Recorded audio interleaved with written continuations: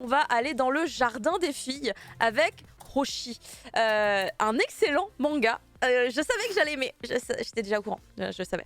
Mais quand même très très bonne surprise malgré tout puisque j'ai littéralement lu l'intégralité de ce premier volume comme ça. Et je glissais puisque je l'ai en numérique. Voilà. Comme ça, tout le temps, littéralement toutes les pages quasiment de ce premier volume. J'ai fait attention avant de lire Oshi dans le jardin des filles, de surtout ne jamais lire aucune review, ne jamais lire la moindre remarque de qui que ce soit concernant ce titre. Mais c'est vrai que je sais rien sur ce titre. Et je ne suis pas non plus allée lire le résumé. Je voulais être complètement dans le flou le plus total en arrivant Donc dessus. si vous voulez en profiter, quittez ce stream. Faites comme Caro.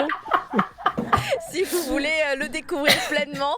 Et juste, je vous dis du coup avant, vraiment, allez-y. Si vous sentez à la couverture que c'est votre cam, dites-vous que c'est vraiment votre cam. Pas de déception à l'arrivée, du tout. Dans Roshi, dans le jardin des filles, en fait, on va suivre ce monsieur que vous voyez là, qui s'appelle Roshi. C'est son nom de famille, c'est Roshi Sensei. Et c'est un prof au lycée, dans un lycée pour filles. Il y a que des filles hein, dans son lycée. Donc on pourrait se dire, ouais, attention, ça va être dangereux. Pas du tout. Pas du tout. Et en fait, donc dans ce lycée, lui, il est un prof et il est littéralement comme sur la couverture, c'est-à-dire qu'en fait, il est très poker face, il s'exprime pas trop facialement parlant, il est très calme, il s'énerve jamais, pas très expressif vraiment. Et du coup, ses élèves se moquent un peu de lui gentiment. Et en fait, on va enchaîner dans chaque chapitre des espèces de petits gags, de petits sketchs, de choses qui vont lui arriver à lui, ses élèves.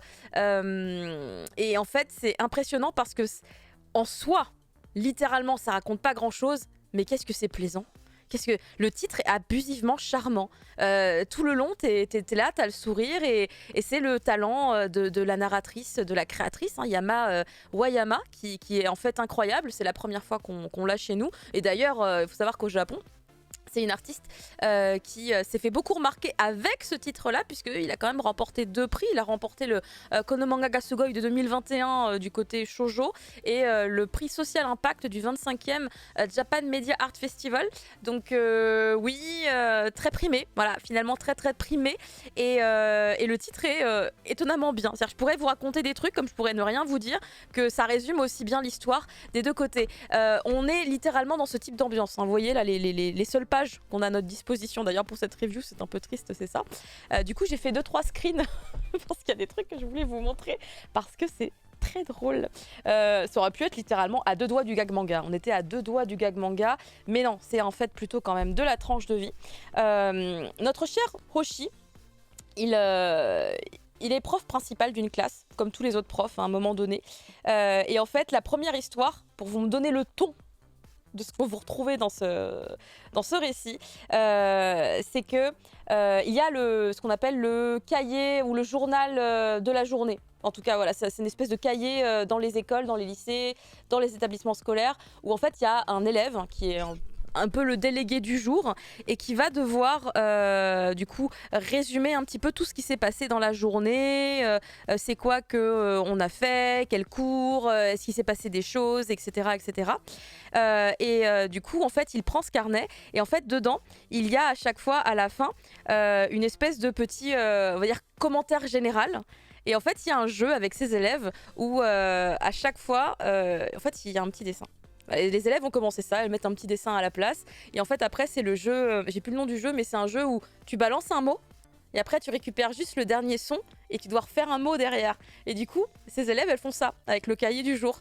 Le petit dessin, un téléphone portable, donc un smartphone, smartho en japonais. Et du coup, faut que le prochain mot commence par ho aussi. Et du coup, l'élève suivante, elle a dessiné ça. Attendez, je vais regarder ce que je suis bien en train de faire. Tac. Ils ont dessiné ça. C'est lui. À aucun moment il s'en rend compte. Et il va pendant des pages et des pages se dire mais qu'est-ce que c'est? Et du coup il va penser à des tonnes de trucs. Hotei Tomoyasu, le musicien. Mais ça marche pas avec ce qui arrive derrière, puisqu'en fait derrière il y a un calamar le lendemain qui est dessiné. Et du coup il a Protei et ses tracas. Il cherche, il trouve pas, il est désespéré. Et c'est le gag de ce premier chapitre où il va demander du coup à son collègue, que vous voyez d'ailleurs dans le fond là sur cette image-là, qui est un tout petit peu plus jeune que lui, mais totalement littéralement son opposé, mais en fait ils s'entendent vachement bien. Et l'autre, et tous les deux, ils vont chercher qu'est-ce que ça peut être avec un Ho et tout. Fait vraiment, pendant plusieurs pages, ils sont là. Et toi, toi lecteur, t'es là, tu fais mais c'est Hoshi, enfin, c'est lui, c'est évident. Il a aucune conscience de lui-même en fait. Ouais, c'est ça en fait. Hein. Et c'est ça qui est génial. Il s'en rend vraiment pas compte. Il va le détecter quand même à la fin, hein, parce que ça va sembler très évident. C'est la chute. C'est même pas tout à fait. Il y a un truc derrière vraiment pour faire la chute, on va dire. Il y a encore un petit truc derrière. Mais il y a entre autres ça. Après, il y a un petit détail que j'ai trouvé très très très mignon.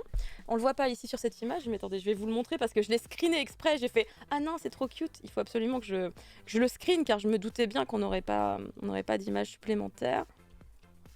C'est ça. C'est à un moment donné, en fait, pour vous dire, hein, on est dans la tranche de vie. Il prend son café, regardez, il a un petit repose-tasse en forme d'étoile comme son nom, parce que Hoshi, ça veut dire étoile. Je trouve ça trop mignon. J'ai trouvé ça trop adorable.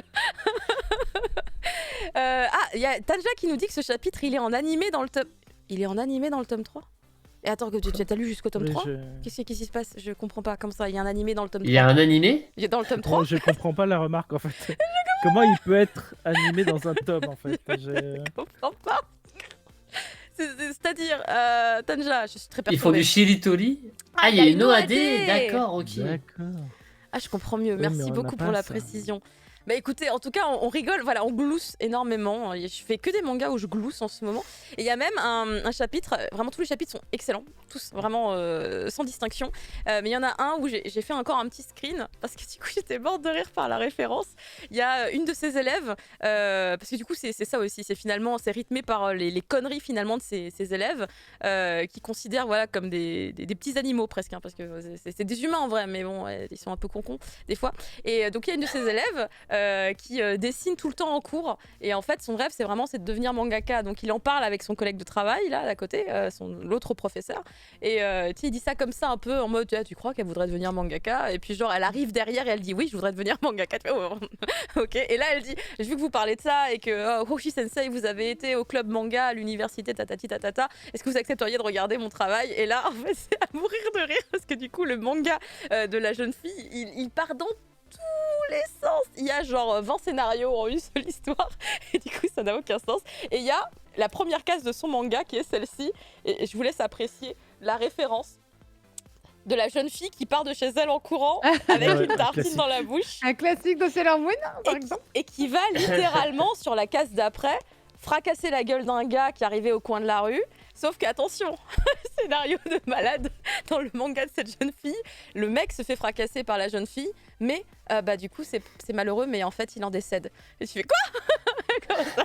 Il est réincarné dans un autre monde. Non. Ah.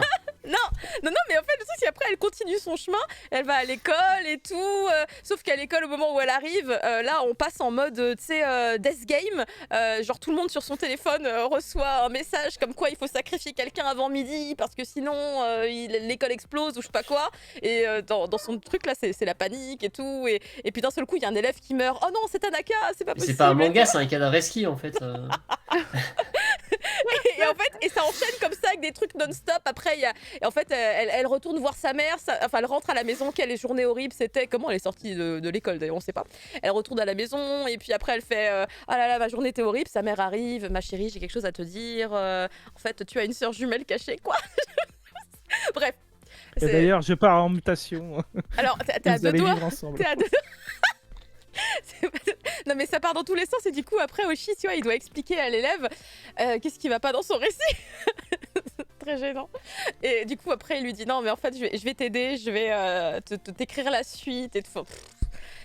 C'est vraiment génial. Hoshi, c'est génial et c'est que des petites tranches de vie comme ça. Il y a des histoires aussi avec un chien qui tombe d'un balcon, qui entre dans sa classe. Il y a des trucs en fait, finalement, quand on y pense, un peu what the fuck, mais sans être extrême. Ça reste super doux, je trouve, dans toute la narration. Et en même temps, c'est amusant, c'est drôle. Il y a un petit côté très frais, le côté très décalé de Hoshi, qui est très taciturne finalement, et qu'on découvre dans un chapitre. On le découvre avec plein d'autres expressions. Je ne vous dis pas pourquoi, mais c'est hyper charmant. Limite, on tombe amoureux de Hoshi parce qu'on fait oh mon dieu, mais il peut sourire, c'est incroyable.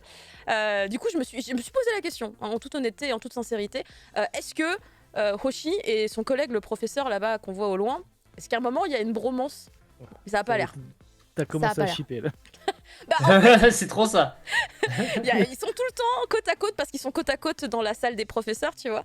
Et enfin, c'est rigolo. C'est rigolo parce que, genre, lui, tu vois, il est tout le temps en poker face avec sa petite tasse, là, en mode oui, le monde me fait chier, j'aimerais bien rentrer chez moi, etc. etc. Puis t'as l'autre qui est en train de littéralement de faire un monologue constamment alors qu'ils pensent qu'ils sont en train de parler à deux. Enfin, une espèce de. Tu vois, de. On le voit pas ailleurs d'ailleurs, on le voit pas chez lui, c'est seulement dans la classe. Hoshi, tu veux dire? Ouais. Bah, on le voit à l'école. Après, chez lui, on le voit jamais, mais à la fin du tome 1, il y a une révélation sur Hoshi. Ça fait un peu cliffhanger du coup, mais il y a une révélation. Le lecteur s'y attend pas. C'est pas possible qu'on s'y attende. J'étais là en mode. J'ai longtemps espéré d'ailleurs 3 pages après que c'était faux. Je me suis dit non, c'est pas vrai, c'est une embrouille, c'est une blague, c'est une bêtise. Et en fait, non, ça a l'air d'être vrai. Et tu fais quoi? Bon bah écoute, c'est vendu.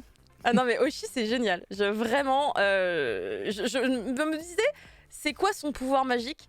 Bah, son pouvoir magique, c'est de pas être fou et extraordinaire, de pas être spectaculaire, mais d'être quand même hyper capable de te capter comme ça, de cette manière-là, et avec des choses simples finalement, te faire complètement plonger dans une espèce de zone un peu spéciale dans laquelle évolue Hoshi, avec tous ces petites élèves là, qui sont littéralement des vrais ados. Un peu coconne, un peu bébête, qui veulent se vanter de ceci, cela. Non, mais franchement, moi je me dis j'étais une ado comme ça. Vraiment, toute honnêteté, je pense que j'étais une ado comme ça. Il y a même une élève qui tient un journal intime d'observation sur Hoshi. C'est très drôle aussi, ça, parce qu'elle comprend. Il y a des trucs qu'elle comprend. Enfin, bref, c'est très drôle. C'est une petite pépite, voilà, mais d'une autre manière complètement différente que d'autres titres qu'on a déjà abordés dans l'émission.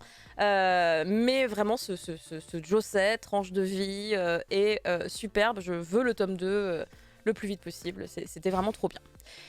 Et là, on rigolait bien, on s'amusait bien, mais on va passer du coup à la review suivante où Fumble va nous mettre mal, normalement.